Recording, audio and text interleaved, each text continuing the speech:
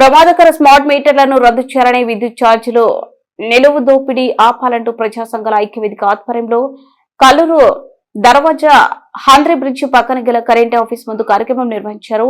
CITU నగర అధ్యక్షులు D Abdul Desai అధ్యక్షతన జరిగిన నిరసన కార్యక్రమంలో సిఐటియు రాష్ట్ర ఉపాధ్యక్షులు పి నిర్మల, సిఐటియు నగర ఉపాధ్యక్షులు ఎం రాజశేఖర్, మహిళా సంఘం కార్యదర్శి బంగి పద్మ, అవాజ్ నగర కమిటీ కార్యదర్శి ఎస్ఎండి షరీఫ్, డివైఎఫ్ఐ నాయకులు కె రామకృష్ణ, రజక సంఘం నాయకులు జేమ నిరసనను ఉద్దేశించి ప్రసంగించారు. స్మార్ట్ మీటర్లు అంటా ఉన్నారు, పేరు మాత్రం స్మార్ట్ గానే ఉంది, స్మార్ట్ ఫోన్ లాగా స్మార్ట్ మీటర్ అని.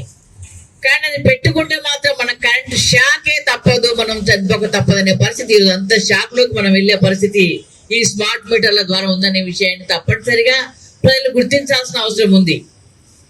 ఎందుకంటే ఇది ఆదానితో ఒప్పందం. గత ప్రభుత్వం జగన్మోహన్ రెడ్డి హయాంలో మోడీకి తలవకి, కేంద్రంలో మన ప్రధానమంత్రి మోడీ గారు ఉన్నారు. మోడీ గారు ఏం చెప్తే చేస్తారు. ఆ ముఖ్యమంత్రి ఉన్న అదే పరిస్థితి, ఈ ముఖ్యమంత్రి వచ్చిన కూడా అదే పరిస్థితి.